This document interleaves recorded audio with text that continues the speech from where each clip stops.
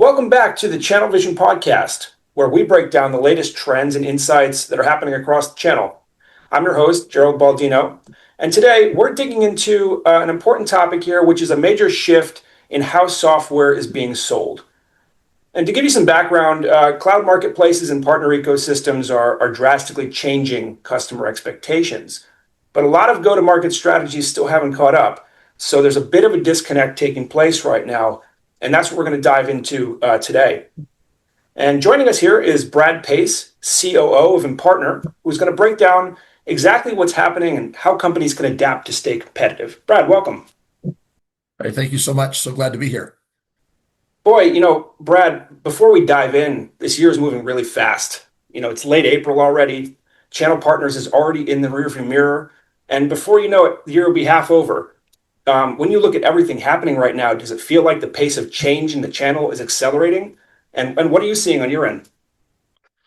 I've never seen a more exciting but more challenging time in the channel. And the number of tools available, the changes that AI is bringing into that governance structure and management of those tools, and all of the opportunities that are presenting themselves to expand over what has been our traditional reach into new routes to market and new approaches to customers. There's never been so much opportunity and never been so much uncertainty as to how to take advantage of it. And, as I mentioned before, this disconnect that is taking place, it's something that Impartner's been talking a lot about on the blog and in conversations with channel partners lately. Tell us more about this disconnect that you're seeing between the channel and the cloud. Where are vendors falling behind as more deals move into cloud marketplaces? That's a great question. I think that there are three. There's a wave coming in the channel, and it's going to hit, I think, every major enterprise that tries to transact and extend their reach. And it's a change in the routes to market that the customers are going to be demanding in order to transact. So think of a normal vendor reseller relationship where a reseller has been selling to this customer, this end customer in Minneapolis or in Dallas or in Chicago for the last 5 years. That customer has now made a commitment to Microsoft AWS or Google Cloud, and they're going to be expected to transact in the marketplaces to burn down that commit. That change in that route to market is going to disrupt the way we traditionally sell software. So think of these three data points. In 2025, we passed up $500 billion of commitments to AWS, Azure, and GCP. In 2026, we've already passed $1 trillion. That's over 5 million companies that have made these commitments to these hyperscalers, and they're now going to expect the channel partners that serve them to help them transact in the cloud. So that's kind of wave number one. Wave number two is, if you look at the hyperscaler marketplaces over the last 2 years, about 15 to 18% of all their transactions have been partner-driven transactions in the marketplace. That's going to change. And Amazon and AWS both announced earlier this year that channel-driven transactions will make up more than 60% of cloud transactions by 2028. That's a 400% increase over last year. And finally, what is really going to be a struggle for vendors is that 75% of all the resellers in these vendor partner programs do not have cloud accounts where they're authorized to be a reseller on these marketplaces today. That process takes months to complete. It's pretty onerous to try to get done. And if you're a vendor hoping to get a deal done at the end of a quarter, you can guarantee that's not going to happen if your partner is not registered on these marketplaces. So those three trends are creating a real collision of route to market capabilities that vendors are going to need to solve. So this is really what I'm hearing, like an adapt or die type situation. Like Absolutely. really not much of a choice here. And what's the timeline we're looking at here? You mentioned this wave that's taking place. If you go look at what any of the analysts are saying or what the marketplaces are telling us, what they're saying is they're starting to see the growth in channel-driven transactions in the cloud. And it's going to go from that 15 to 18% that it's been at for the last year or two to 60%. So if I'm an executive out there today and I'm counting on my channel to lead my growth, and help me capitalize on cloud transaction capabilities, there's going to be a 400% increase in the end customer demand to transact in the cloud. And I would be very worried because the vast majority of the resellers who represent your brand and product are not ready to execute in that cloud motion. Now, Impartner is really at the forefront of this shift with this new partner to marketplace automation, right? Tell us more about this and how partner to marketplace automation closes the gap between partner management and marketplace execution. Yeah. So think about how the market's been solving this problem for the last couple of years. The way it's worked so far is I'm a vendor and I have a listing, a public listing on the marketplace. And I want my end customers to come purchase from me there. I get benefits, incentives, co-sell, propensity to buy. I can grow my pipeline. I get to partner with AWS and Azure. And so I bought a solution, a cloud go-to-market solution. Think of someone like Tackle or someone like that. And that solution is really designed to enable that vendor to customer direct transaction. And that works pretty well when all of the data you need to create the private offer on the marketplace, which is what 95% of all marketplace transactions are. They're all private offers. When all of the data for that private offer resides in that vendor's CRM and is being managed by a direct sales rep, then those tools work pretty well. However, when all of the transaction data about that private offer actually sits in your reseller's CRM, you're in a world of hurt with your RevOps team and with your deal desk and trying to figure out how to create that private offer. And that's because these traditional go-to-market solutions don't have a native partner UI. They don't understand deal reg or have any way to incorporate a deal reg. They don't use AI functionality to enhance deal reg and quoting capabilities. They don't allow the partner to automatically register for co-sell. There's no automations around reseller authorizations, private offer creation, or even allowing the partners to create the private offer on their own. And then worst of all, if you go through all the pain of transacting a channel cloud offer through one of these traditional solutions, the data you get back from the hyperscalers is not attributed back to your channel program. It doesn't come back in through your PRM with already having full attribution into partner tiering, partner commissions, partner MDF allocations, business planning completions, and all of the benefits that come through your partner program. So these traditional tools, they're kind of like trying to win the Indy 500 with a vintage Model T, right? They were built for direct transactions between a vendor and a customer. And when you insert that reseller partner motion there, the entire process collapses. So if I'm an executive thinking about how am I going to automate my channel motion, it's probably not going to be with one of those traditional solutions out in the marketplace today. So walk us through some of the benefits that you're seeing with partner to marketplace automation. What actually improves when vendors connect partner programs to marketplaces? Yeah, I think the benefits are, if you want to say it this way, the benefits of transacting with the marketplaces are essentially the same categories of benefits, whether it's a direct transaction of vendor to customer or vendor to partner to customer. The problem is you can't access the benefits for partner transactions if you can't automate the partner motion. But here's what I see as the biggest benefits to a vendor of embracing this motion. Number one, imagine that you have an end customer who says, hey, partner X that I've been working with for several years, I need to buy this technology on the marketplace. And that partner says, I've never done a cloud deal before. I'm not registered in those marketplaces. I'm going to reach out to my vendor and see what we can figure out. That vendor is at extreme risk of losing that pipeline and losing that deal. That end customer is going to say, maybe I should hedge my bet and talk to another partner, and maybe they'll have an incentive to be offering some other product, right? Whether it's your product or not. Maybe that partner they talk to is not even in your program. So the first thing I'm worried about if I'm a vendor is my entire reseller ecosystem fully up to speed and aware of my ability to support them in this process and how we do that. So the first benefit of embracing this model is that you eliminate the risk that you're going to have pipeline leakage because your reseller ecosystem doesn't know how to communicate or respond to those requests when they come from customers. The second benefit is that when you transact with AWS, Azure, or GCP, you get huge benefits from partnering with three of the biggest companies in the world. You get propensity to buy data that allows you to grow your pipeline by much as 30 to 40%. You get co-selling registration with those parties, which allows you to improve close rate and speed up transactions so they close sooner.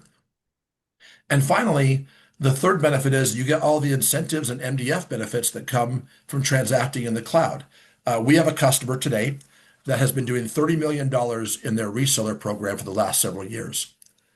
By moving that $30 million of run rate of traditional PO and invoice business over to cloud transactions, they saw a 20% increase in deal size.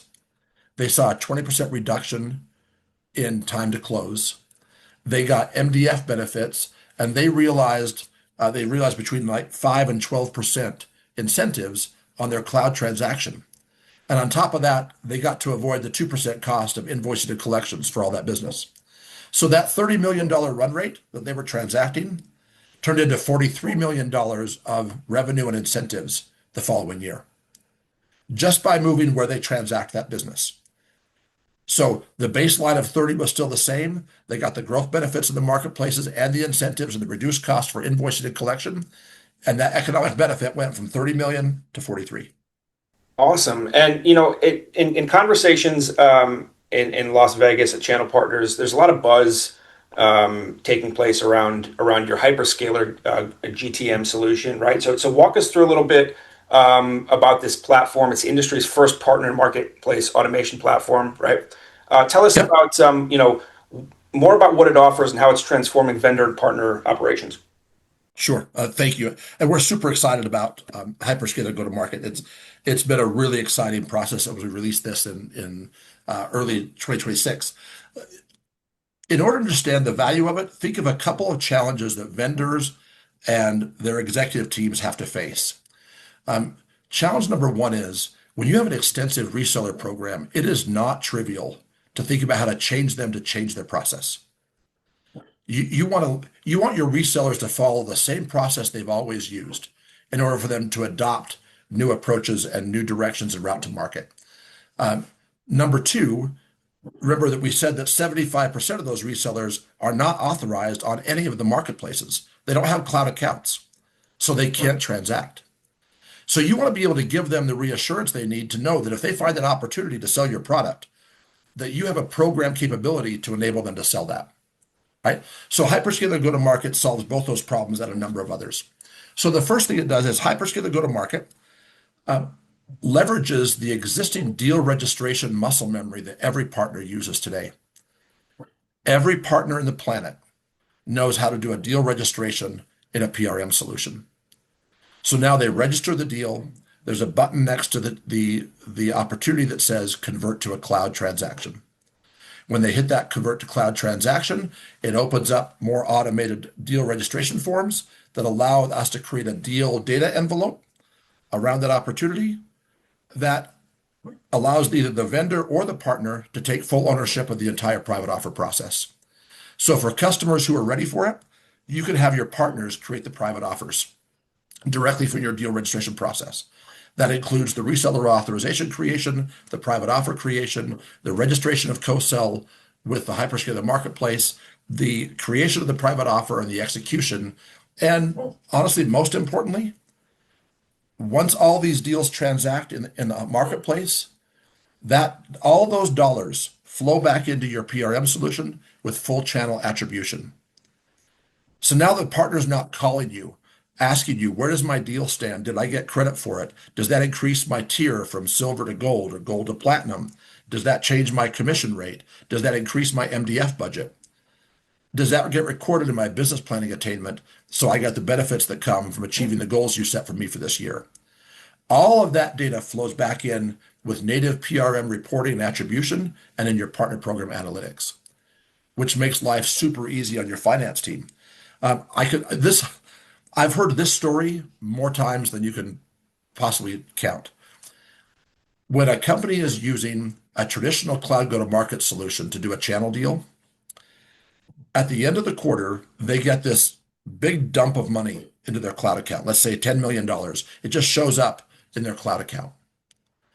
Then they call the channel team in to sit down with finance. They say, hey, we got these $10 million.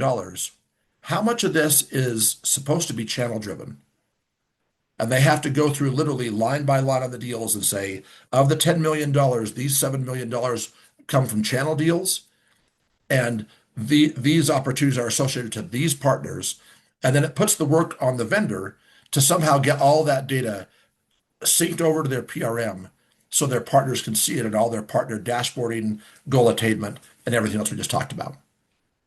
So the solution makes a huge improvement in terms of automation of the process. It's a huge improvement for finance and RevOps because the data is transparent and they know which partner is associated to which opportunity automatically. And then you get the benefits of all of that growth we just talked about a few minutes ago of working with these hyperscalers.